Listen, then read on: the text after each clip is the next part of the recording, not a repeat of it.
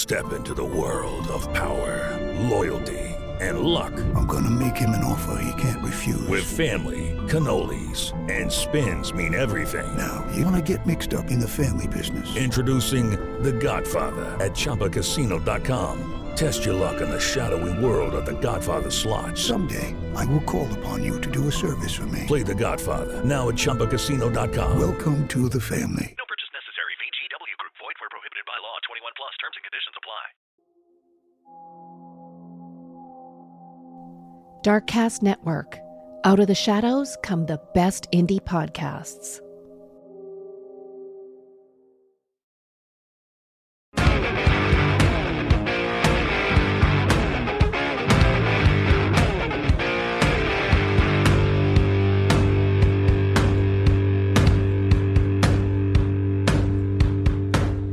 Hi, I'm Heather.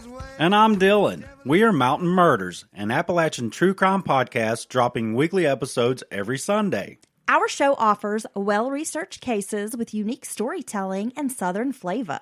Stories so good you'll want to sop them up with a biscuit. Ooh, I pull back the curtain on lesser-known and often obscure regional cases from Georgia to Maine, exploring the darkness that lurks deep in the heart of Appalachia. And I react with profound statements. You mean profoundly stupid statements? Something like that. We're not your stereotypical hillbillies. But we do like moonshine. It'll tickle your innards. Join us every Wednesday for Mountain Murders Offbeat. Offbeat is a mini episode covering a variety of topics from true crime to conspiracy theories, the paranormal, and Appalachian-centric subjects. Find Mountain Murders anywhere you download podcasts. Hit subscribe today to catch up on our latest episodes or binge our catalog. Hey everyone, welcome to True Crime California. I'm your host Cindy, and I'm glad you're here.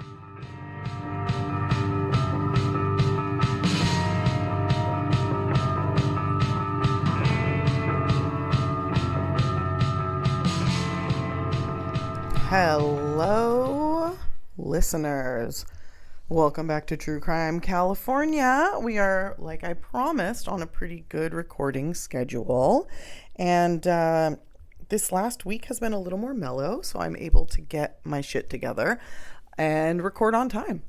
I also want to apologize. I think I was so bummed. The Ketty Cabin murders, I did so much research on, but I was having issues with the sound quality. So I apologize because I feel like it's so weird. I use the same mic and the same recording program, but if I stop and then pick back up, it will record at different levels for no reason, and I cannot figure out how to fix it. And most of the time I'm able to sort of fix it in post, but this time it was so all over the place that even with trying to fix it, it didn't really work. So I apologize for that one. I think Sherry Rasmussen was a lot more... the sound was right. It sounded good. But I apologize for the Ketty Cabin murders. That one was something I really wanted to do, and I felt like it was so overwhelming. And then there were like the sound issues. So hopefully you all enjoyed that one. But it was kind of a bummer for me listening back and not being able to like fix the audio. So sorry about that. I hope everybody's having a great week. It's finally maybe gonna stay warm here in Los Angeles. The weather has really changed here over the last few years, and I never really knew that, like, you actually do get depressed in cold, in, like, wintry conditions, because I lived in California for so long, and it was never really like that. And now it's, like, cold, like, 6 months out of the year. Or not cold, like, I know people in the Midwest are, like, eat shit. But, like, California cold. It's much colder. It's gloomier. It rains way more, which is good because we were in a drought. But for my mental health, it is bad. And so it's been really great having the sunshine again because it was gone for a long time. And as we all know, I love California. I don't ever want to leave. So I hope it gets its shit together with regards to the weather because that's why we all pay so much to be here. So, it's not the traffic that keeps us here. I can tell you that. Anyway, I'm going to do a two-parter this week. And I know I have said in the past that I hate doing two-parters. I don't want to make people wait a week. I actually haven't even finished researching this case because it got so big. The flip side of that is that this is actually two cases. They're just in one family. They're pretty separate cases. but they do overlap, obviously, because it involves the same family. So I'm going to start by talking about, this is two brothers. It's one family, but it's specifically two brothers. And I'm going to start by talking about one brother. Then I'm going to shift to the story, basically, that needs to be told about the other brother. And then I will probably do a quick recap and then come back next week and get into the rest of the first brother's case. So hopefully that all makes sense. Maybe if some of you are big true crime fans, you will know what I'm talking about. But for those of you who don't, I am doing the cases of Stephen and Cary Stayner. Now, I've heard the Cary Stayner case covered a lot of times in true crime, and the Stephen Staynor case tends to sort of be like a footnote or an aside. It kind of gets talked about, but only in the context of how it affected Cary. And I think that is a big mistake on a lot of people's parts to not cover both of these cases together, because Stephen's case was huge when it happened. It was absolutely like wild, and we'll get into it. So I always find it really interesting when podcasts choose to only really cover Cary and not really talk about Stephen. So I am going to be the change that I want to see in the world, and I'm going to talk about both of them. So let's get into it.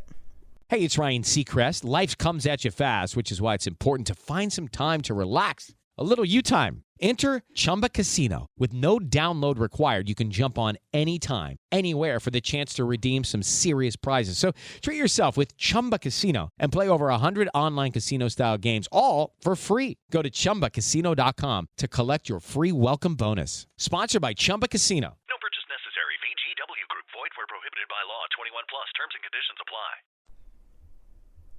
So this story begins with the birth of Cary Stayner.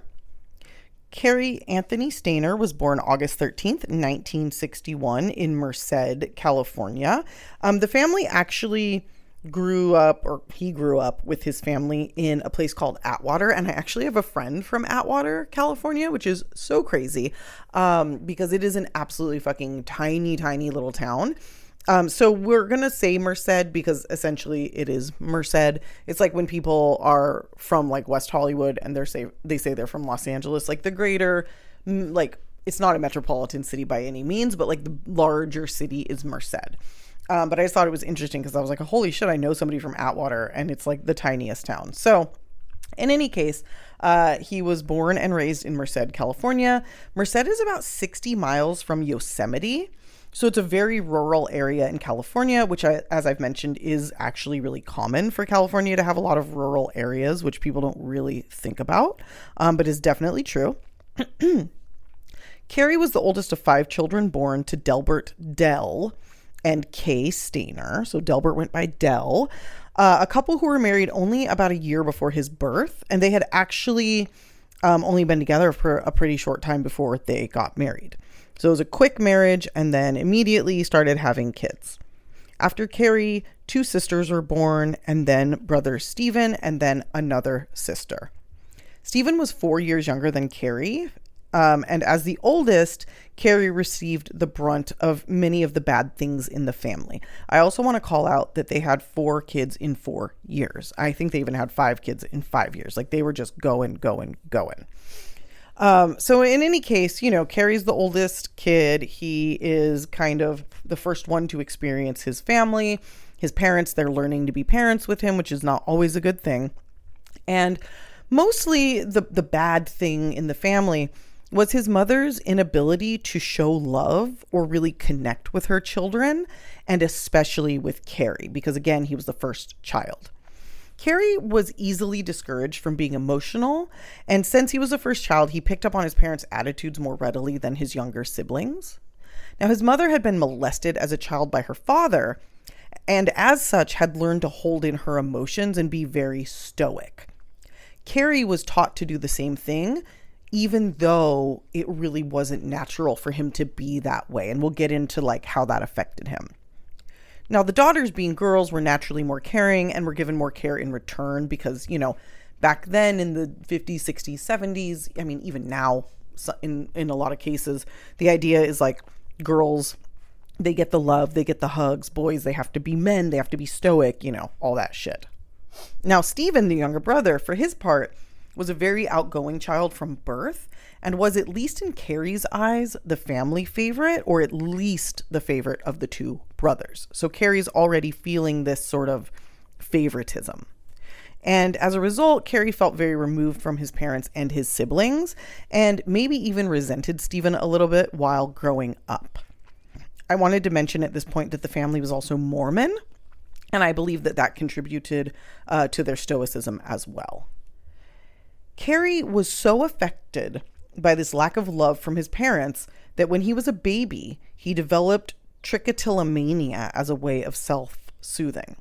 And he would do this, and I'll explain what it is in a second, but he would do this because when he would cry, his mother would ignore him and his father would yell at him because his father didn't know how to handle it, and his mother obviously also didn't.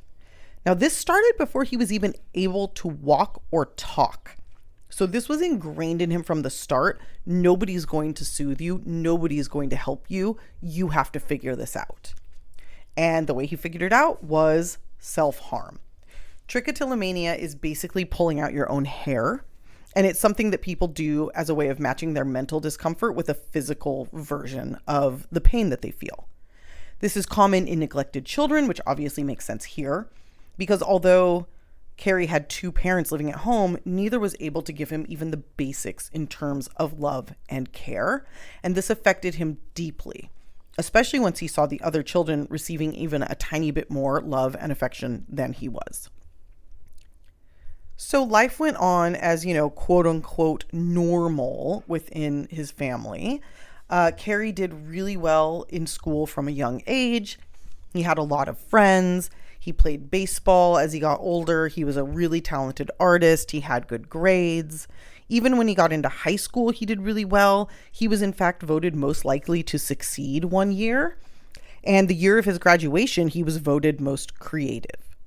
So outwardly, Cary's family was great and his life was the dream. But in reality, things were obviously very different. And in fact, at the age of only 7 years old, Cary began fantasizing about hurting women. These fantasies were sexual in nature, and at that age, he didn't understand that really, and he definitely did not want to act on these urges. And that's something that I personally find really interesting. Even though his fantasies were violent in nature, at the age of 7, he was still innocent enough to not want to actually hurt anyone and was scared at his own feelings. How to have fun anytime, anywhere. Step 1, go to ChumbaCasino.com. ChumbaCasino.com. Got it. Step 2, collect your welcome bonus. Come to Papa welcome bonus. Step 3, play hundreds of casino-style games for free. That's a lot of games. All for free? Step 4, unleash your excitement. Woohoo! Chumba Casino has been delivering thrills for over a decade. So claim your free welcome bonus now and live the Chumba life. Visit ChumbaCasino.com. No purchase necessary. VGW Group. Void where prohibited by law. 21 plus. Terms and conditions apply. His trichotillomania also continued for most of his life, and at one point he started wearing baseball caps to constantly, all the time, to cover his bald patches because he was getting made fun of, which, even popular kids can get made fun of. So Cary grew up feeling very isolated, and the only thing that he was really able to connect with either of his parents was when his father would take the family camping. And his father loved camping. He loved being outdoors. Cary was also a natural outdoorsman and loved camping, hiking, fishing, all of it. Since the family lived so close to Yosemite, they would go really often, and that would give Cary a chance to connect with his dad in a way he wasn't ever able to otherwise. This contributed to Cary's absolute love of the outdoors, which in turn, unfortunately, contributed to the latter part of the story, but we'll get there. But at this time, kind of connecting, actually feeling affection from one of his parents really made him love being outdoors because it was the only time that he felt love. Stephen Stayners also did really well in school and in life. And as far as we can tell, this was much more consistent with how he actually felt on the inside because he was always a really confident and happy kid. So the way that he behaved outwardly matched the way he felt inwardly. But Cary was doing more of masking and lying about how he felt to sort of hide his inner demons and the struggles that he was facing and, just how he was feeling on the inside. Del Staynor used to refer to Stephen as this little puppy dog because he would always follow Del around and wanted to do whatever he was doing. As a result, Del and Stephen, who everyone called Stevie, spent a lot of time together when Stevie was young. This later led to Stevie calling this time of his life the, quote, most idyllic, which I'm sure only led to Cary feeling even more like an outcast. Because what I'm seeing here is Cary picked up on his parents' lack of ability to express love, and he didn't ask for it. He was not confident enough of a person to kind of ignore that and ask for what he needed. Whereas Stevie was just born with confidence and didn't even seemingly notice that his parents weren't like warm and loving, and just basically demanded it, and they gave it to him. And I think if Cary had been a little bit more outgoing in that way, maybe a little less sensitive from a young age, it would have really affected his experience growing up. Cary Stayner actually said at one point that she was always the heavy in the house because Del was the fun one, which I find really interesting because Cary's, experience was that neither of them was any fun. So again, just sort of calling out the different experiences that everyone is having within this same household. And I'm not really going to talk about the sisters too much because their stories don't really, things happen with them, but they don't have their own true crime stories. So I don't mean to not include them in this, but we kind of talk about what's pertinent to the story.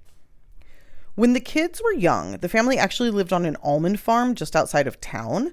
And this experience was really, really great for Stephen, and actually for all the kids because they had a lot of time outside.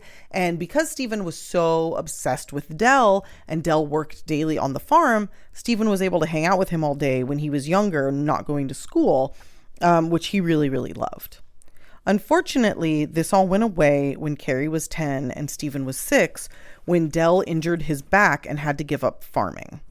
Stephen actually had to get rid of his best friend, his dog Daisy, and also no longer got to spend all of this time with his dad because Del had to get a job outside of the house because he wasn't farming anymore. This resulted in Stephen acting up a bit, and in 1972, he got into trouble for going to a friend's house after school instead of coming straight home, which scared his parents terribly and unfortunately would not be the last time. But before we get there, we have to get through another horrible part of the story. And actually, there's a couple more things to get through. First, to escape the isolation Cary felt at home, he would often go to his Uncle Jesse's house. Jesse had 2 sons around Cary's age, and they would all hang out together. Jesse was much, much less strict than Cary's parents, and the kids were allowed to do kind of whatever they wanted over there. Cary obviously really liked this, but even more, he loved having a connection with a father figure, which is exactly how he saw Jesse. And that is a big bummer, because at age 11, Cary went to stay with Jesse overnight, which he had done in the past. This night, however, Jesse invited Cary to sleep in his bed with him. Cary didn't think it was weird at the time, but unfortunately that night, Cary's Uncle Jesse molested him. And I believe this happened a few more times after this first incident. Now, speaking of molestation, remember how I said his mother was molested? Well, very unfortunately, she continued this chain of abuse. Not by her own hand, but she did marry a man, Del, who went on to molest at least one of Cary's sisters. Step into the world of power, loyalty, and luck. I'm gonna make him an offer he can't refuse. With family, cannolis, and spins mean everything. Now, you wanna get mixed up in the family business. Introducing The Godfather at ChumbaCasino.com. Test your luck in the shadowy world of The Godfather slot. Someday, I will call upon you to do a service for me. Play The Godfather now at ChumbaCasino.com. Welcome to the family. No purchase necessary. VGW Group. Void where prohibited by law. 21 plus. Terms and conditions apply. This molestation was not found out for a very long time, but I do believe that he was arrested for this, if not charged. So we have just this awful legacy of abuse. We have his mother being abused, his father doing the abuse, he's getting abused by his father's brother, his uncle. So, I have to wonder what happened to Jesse and Del that they both molested children in their adult years. I'm wondering if they suffered abuse as well. Whatever it was, all three of the adults in Cary's life, all three that he was the closest to, were involved in child molestation in one way or another. And that's a really awful thing. And it clearly messed with Cary, who was already dealing with these horrible fantasies of harming women. And I mean, his desire to harm women very well could have come from his resentment towards his mother for not giving him love. So, I mean, we've just got like generational trauma pouring in on this poor kid. And again, Stephen seemed to mostly miss a lot of this. But a lot of that could also be because of what happens next, which is also horrific. When Cary was 11 and Stephen only 7 years old, on the afternoon of December 4th, 1972, Stephen went missing while walking home from school by himself, which he did often. Del and Kay at first were not too worried since he had done this before and got in trouble for it. But after a while, and after checking with all of his friends' parents, they panicked and called the police. Police began looking for Stephen, but with no luck after several days. Finally, police released his photo to the papers and to the TV news. They searched along wider and wider areas around Merced. They even used psychics to try to find the boy, but never found even a trace of him. He had simply disappeared. Now, from Cary's perspective, this is traumatizing on many levels, obviously. First, I wanted to call out that before Stephen's disappearance, his father saw himself as a very involved parent, despite what Cary may have felt.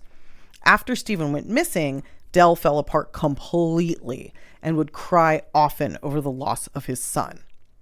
This affected Cary not only in that it was hard to see his father so upset, but he also felt resentful that his father cared so much for Stephen when Cary felt that he cared so little for him. Cary even believed that had he gone missing, his parents wouldn't have cared much, if at all.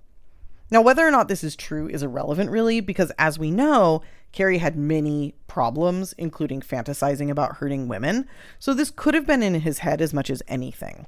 But we also know his parents were very stoic and not super loving, so I think it was probably a mix of things. Anyway, Cary was also affected by this because it thrust him and his family into the spotlight, and he was known to many as the kid whose brother was kidnapped, which I'm sure is traumatizing for anyone, even without the other dynamics at play. And then, of course, obviously, he did miss his brother. And, obviously, just the trauma of your younger brother disappearing has got to be really hard for a young kid. Even so, Cary, as I mentioned, did well in school all the way through high school. He had a couple dates here and there, had lots of friends, really creative, very talented artist. He'd make cartoons and comics that his friends really enjoyed reading. So again, outwardly, he's masking. Things seemed a lot better than they really were. Inside the home, obviously, the family was a complete mess. Kay shut off even more from her children, which who knew that was even possible? Del was just a sobbing mess. We have the molestation. We have just all of these different things compounding. And it's really, really awful. Then, you guys probably just heard my dog snoring. Then, 7 years later, Stephen came home. Now let's talk a little bit about Stephen Stayner. Stephen Stayner disappeared from his hometown of Merced, or Atwater, on December 4th, 1972, while walking home from school. He was walking alone, as he often did, when he was approached by a man handing out flyers for a church. This man asked Stephen if his mother would be interested in donating anything to the church, and Stephen said, yeah, he thought she would. The man then asked if he would mind taking him to his home to meet his mother. Stephen agreed, and as they began walking, another man pulled up in a dirty white Buick and offered the two a ride. The man with Stephen said it was his friend, so it was safe. Stephen happily got into the car, and from there, the men, who were Edward Murphy and Kenneth Parnell, drove Stephen not to his home, but instead to a cabin in Yosemite. Kenneth Parnell was a convicted sex offender who, by the time he picked up Stephen, had already served time in prison for raping a child, impersonating an officer, and armed robbery. It's thought he may have been molested as a child, but regardless, he was a dangerous and a very scary man. Edward Murphy, who went by Murph, was a trusting, simple man who may have had some mental health issues, so was easily manipulated by Kenneth into helping him abduct a boy. Kenneth actually told Murph they were doing this because he was an aspiring preacher and he wanted to raise a son in his religion. It's unclear if Murph ever knew what was really going on, but he definitely knew they'd stolen a child from his family. So I don't really know. I do know that it was later believed that Murph was kind of like a victim, and he wasn't punished too much for this. I read a lot about him and it seems like he was very much taken advantage of, so a very sad situation. Anyway, I won't get into too many details, but Stephen was molested that first night with Kenneth, and this escalated, if you catch my drift, and continued for the following 7 years. As for how he was able to keep Stephen for this long, he brainwashed him into believing his parents gave him up because they couldn't afford to have that many kids, which at his age, Stephen believed. He would also sort of reinforce this brainwashing and subservience by sometimes severely beating Stephen and then immediately after spoiling him. So really messing with Stephen's mind from a young age, lying to him about his parents not wanting him and using weird tactics to sort of manipulate him. It's almost like a cult leader kind of thing. Kenneth also changed Stephen's name to Dennis Parnell and even enrolled him in school under that name. And I'm going to continue to refer to him as Stephen, but there was a book about him, and half the time they talk about him as being Dennis, because for 7 years, for half of his life to that point, to the point that he's rescued, that's what he was called. So essentially, Stephen became Kenneth's son. And after a while, with the lies, beatings, and sort of just breaking him down, Stephen became convinced that this was his new life, and he went with it. He later said that he didn't want to have to fight with Kenneth every night or be forced to do these horrible things every night. So he just relented and went with it, which is extremely sad and also fucking horrific. Kenneth and Stephen actually stayed mostly in the area, only a county or two over from where he was abducted, for basically the entire time he was gone.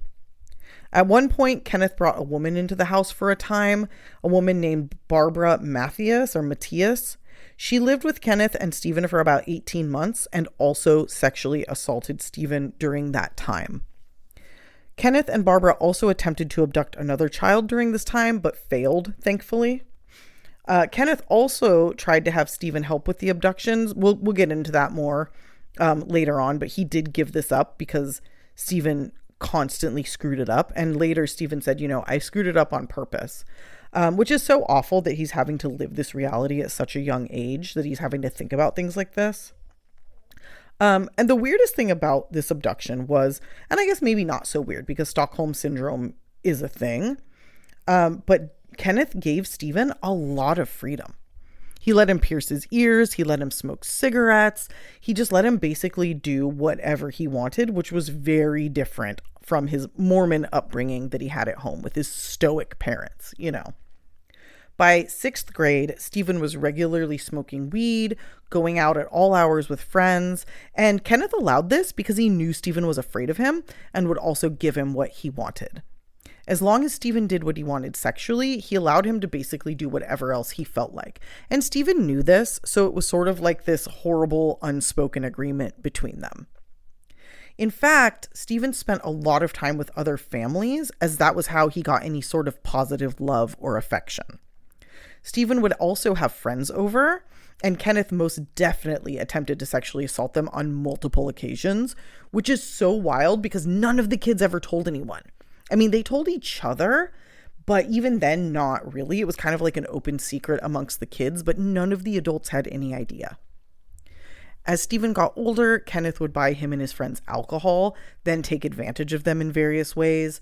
One way that he did this was he took nude photos of some of the kids in the shower, but he also attempted to buy sex from a few of Stephen's friends as well. So just a really, really fucked up situation.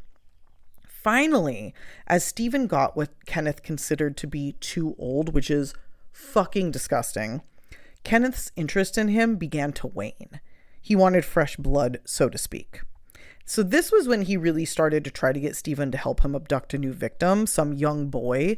But Stephen would always, like I said, intentionally mess this up because he didn't want another kid to have to go through what he was going through, which is such an interesting thing because it's like he knew he was being abused. He knew this wasn't really his father, but he believed him enough to think that he had actually like adopted him and that his family no longer wanted him. And it's so wild that he never like saw the news or like, you know, like I guess by the time he was old enough to really grasp what was going on, it probably wasn't really a story anymore. So just such a crazy thing. Looking for excitement? Chumba Casino is here. Play anytime, play anywhere. Play on the train, play at the store, play at home, play when you're bored. Play today for your chance to win and get daily bonuses when you log in. So what are you waiting for? Don't delay. Chumba Casino is free to play. Experience social gameplay like never before. Go to Chumba Casino right now to play hundreds of games, including online slots, bingo, Slingo, and more. Live the Chumba life at ChumbaCasino.com. No purchase necessary. VGW Group. Void where prohibited by law. 21 plus. Terms and conditions apply. Now, I hadn't mentioned this before, but Kenneth Parnell had actually stalked Stephen before taking him. He knew about Stephen's family, his habits, that he'd be walking home that day at that time by himself. Over the years, Kenneth had attempted to abduct a few other kids, but I'm not sure if he had stalked them first. However, this changed in 1980 when Kenneth was truly done with Stephen, as he was now just far too old. He enlisted after Stephen, fucked all of these abductions up. He enlisted one of his wayward friends, a boy named Sean Poorman, to help him with the abduction because he's like, I need a young kid to do this. And he plied him with weed and alcohol to get him to help.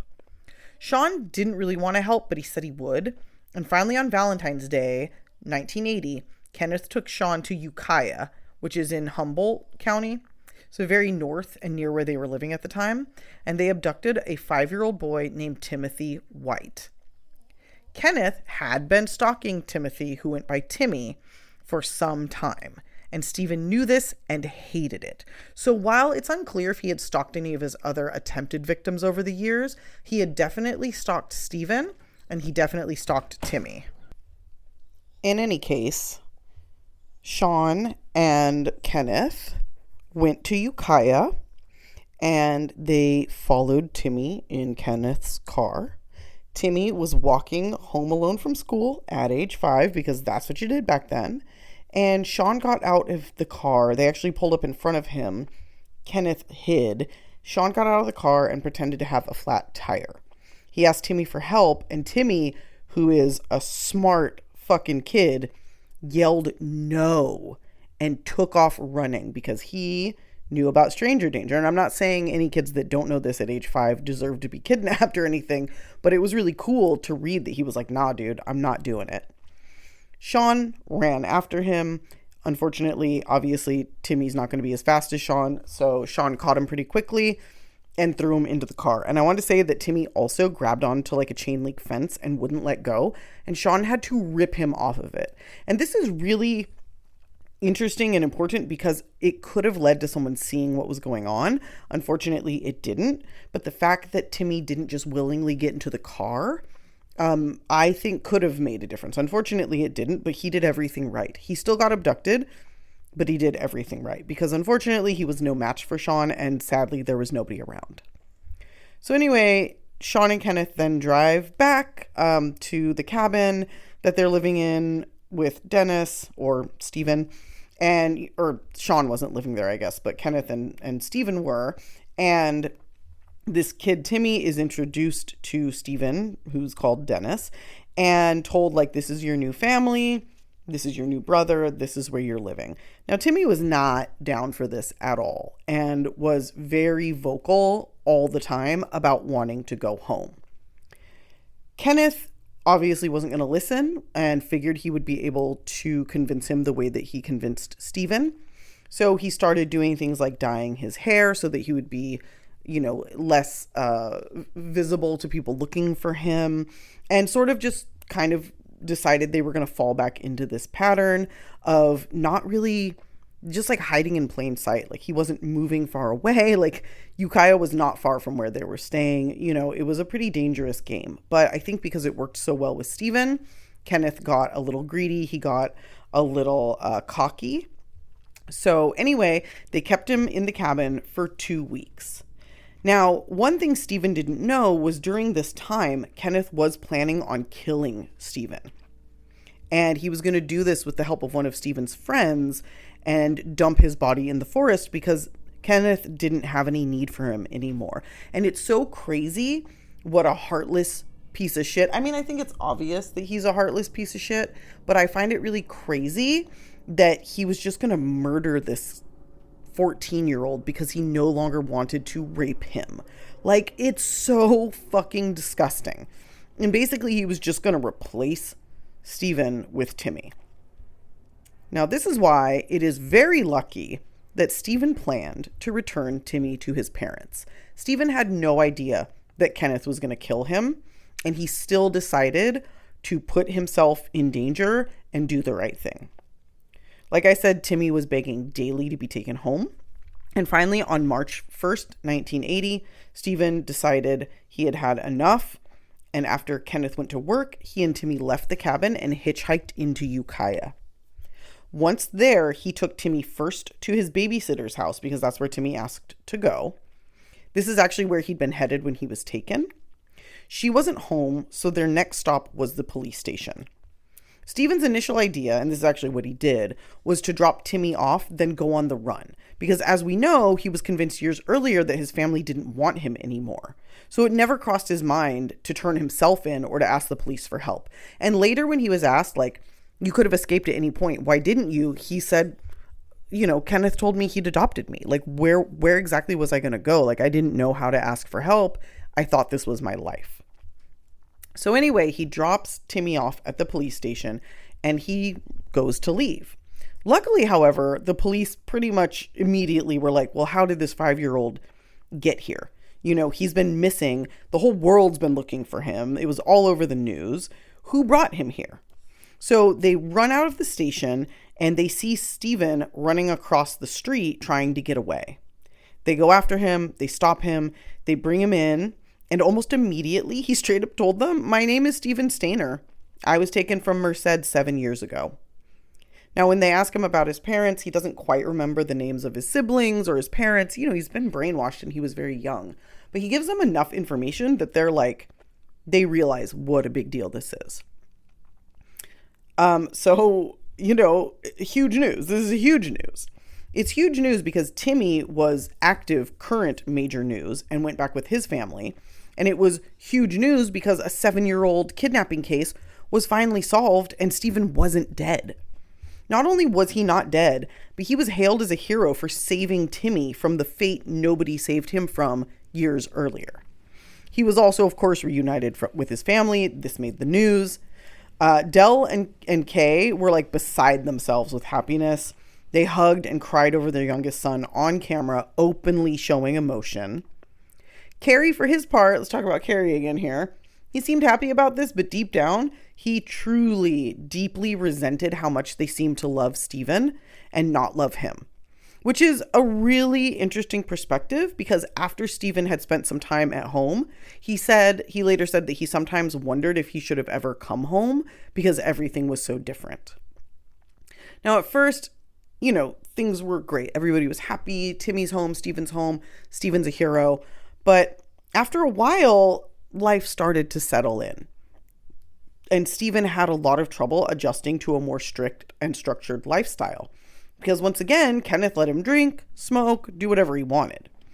Also, Stephen later said that his parents just immediately reverted to treating him like a 7-year-old because their perception of him had been frozen in time. And they had no idea what he had been through. I mean, he was living a very adult life since he had been gone. It took a little time, but finally his parents backed off. But along with this backing off, they sort of shut down. And I think this is the first time that Stephen experienced what Cary had felt his entire life. In fact, later when talking about coming home, Stephen said he sometimes blamed himself for things being so different, but also asked, why doesn't my dad hug me anymore? This was actually something he said in an interview. So once again, he is being his outgoing, very forthright, confident self, but he's expressing something that Cary held within himself for his entire life. So here we have both boys having similar feelings, but unfortunately seemingly never talking to each other about them, because I think it would have helped them both if they were able to. So it's really unfortunate that they didn't connect with each other. Now I want to go back for a moment because I know we all want to know what happened to Kenneth Parnell. He abducted 2 boys, kept one for 7 years, raped that boy regularly during that time. I'm not 100% on what he did to Timmy. I know he didn't waste any time with Stephen, but maybe because Stephen was there, Timmy was not abused. I don't know. I don't believe he was. But I'm going to tell you what happened to Kenneth here. He was arrested and charged only for kidnapping. Now, the reason for this was that much of the abuse hadn't taken place in the county where he was arrested, and it used to be that you could only get charged in the county where the crimes took place. And the other county chose not to pursue charges, which is fucking insanity. I mean, that may still be the law, but at this point, they would have charged him. Also, the statute of limitations had passed for many of the rapes because that was a thing, which is, again, absolutely fucking insane. As a result of this fuckery, Kenneth was given, are you guys ready? A 7-year sentence. So he was sentenced to prison for as long as he had abducted Stephen. The difference is that he only served 5 of those 7 years. As you can guess, he was arrested for similar shit once released and was back in prison from 2004 until his death in 2008 after attempting to buy a 4-year-old boy for $500. So that's great. Go justice system. Looking for excitement? Chumba Casino is here. Play anytime, play anywhere. Play on the train, play at the store, play at home, play when you're bored. Play today for your chance to win and get daily bonuses when you log in. So what are you waiting for? Don't delay. Chumba Casino is free to play. Experience social gameplay like never before. Go to Chumba Casino right now to play hundreds of games, including online slots, bingo, Slingo, and more. Live the Chumba life at ChumbaCasino.com. No purchase necessary. VGW Group. Void where prohibited by law. 21 plus. Terms and conditions apply. Anyway, I'm not going to go too far into Stephen's life after his return home because there's still so much to cover about Cary. But I did want to do a bit more about Stephen, as his case always seems like a footnote in Cary's story. And to me, that doesn't feel fair to either Stephen, because his story should be told, or to the true crime listeners, because, again, it's a super interesting and terrible story. I will finish this story with the homecoming, because they don't really talk about his life post-homecoming. So I'm going to talk about his homecoming, which I already kind of did, and then his life. So anyway, he comes home, and when he comes home, he gets very little counseling, mostly because he was still a minor, and Dell, his father, didn't want him to go. It could be argued that Dell didn't want him to go because, again, it was a different time, therapy wasn't widely accepted, but it could also be argued that Dell didn't want Stephen talking about sexual abuse with anybody, because that might come back on Dell, as the family knew what he'd been doing to at least one of his daughters. I can't say for sure what the reasoning was, but I definitely think that could have been his reasoning for not allowing his son to get very much needed help for what had happened to him. One of Stephen's sisters later said that while Stephen did his best to move on with his life, he was really messed up and had a very hard time, and he wouldn't talk about what happened to him, which I imagine would make things very difficult for him. He ended up drinking a lot and acting out to the point where Dell kicked him out of the house, and their relationship never really recovered from that, unfortunately. But I also think that Dell might not be like a great guy, so maybe it's a good thing that they kind of didn't have too much to do with each other, especially since Stephen had already kind of dealt with so much trauma. In 1985, Stephen, who was then 19 or 20, married 17-year-old Jody Edmondson, and the couple went on to have 2 kids, a daughter Ashley and a son, Stephen Jr. Stephen also dedicated a lot of his time to working with child abduction groups to help victims and their families, which I think shows that he was doing his best to get on with his life and make something good out of what happened to him. He and his family also became members of the LDS Church, or Mormons, which he hadn't been a part of since his abduction. So I think he was looking for something. He was trying to find some way to deal with what happened to him because he didn't go to therapy. He didn't get help that he needed. So he was looking for other ways to sort of handle it, like on his own. Very unfortunately, on September 16th, 1989, when Stephen was only 24 years old, he was killed in a hit-and-run accident while riding his motorcycle.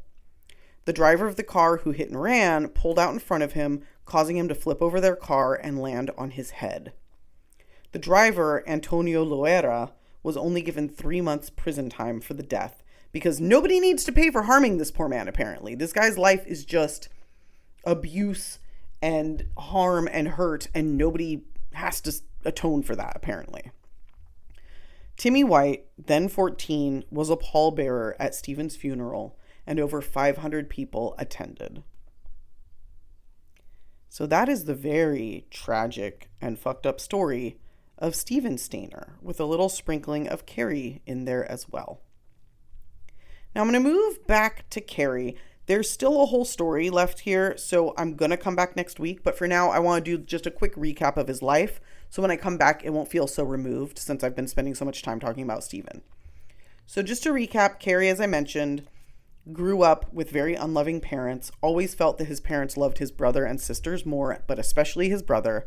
And this was really pronounced when Stephen returned home from his abduction.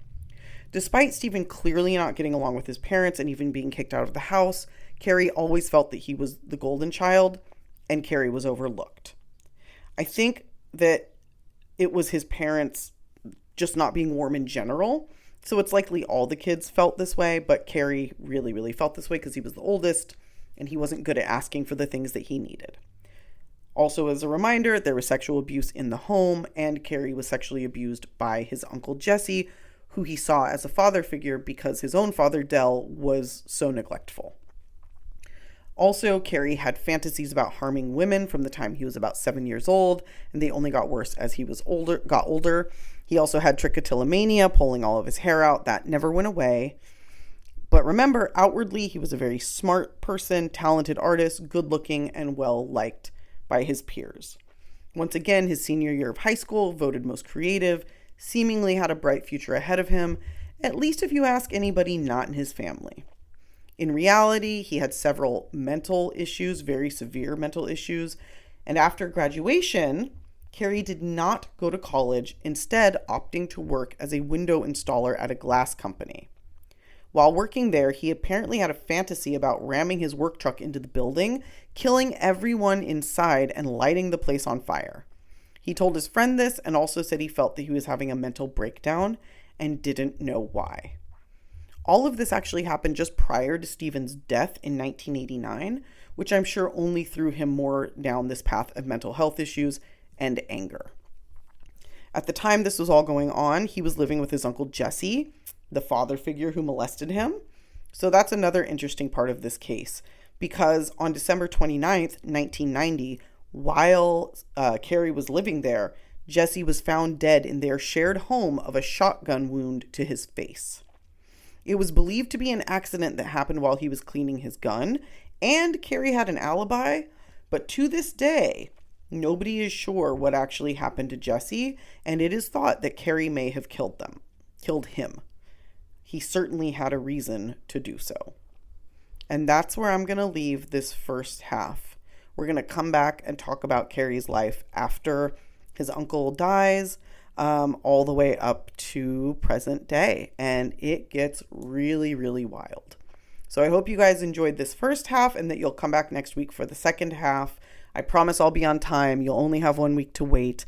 And, you know, again, I really feel like Stephen's story needed to be told. So hopefully everyone enjoyed that as its own standalone case.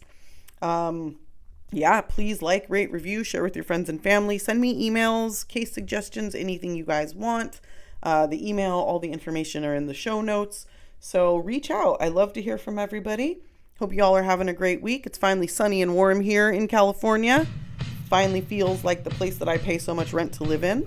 So that's great. Again, everybody enjoy your spring heading into summer. I'll see you next week. And until then, stay safe.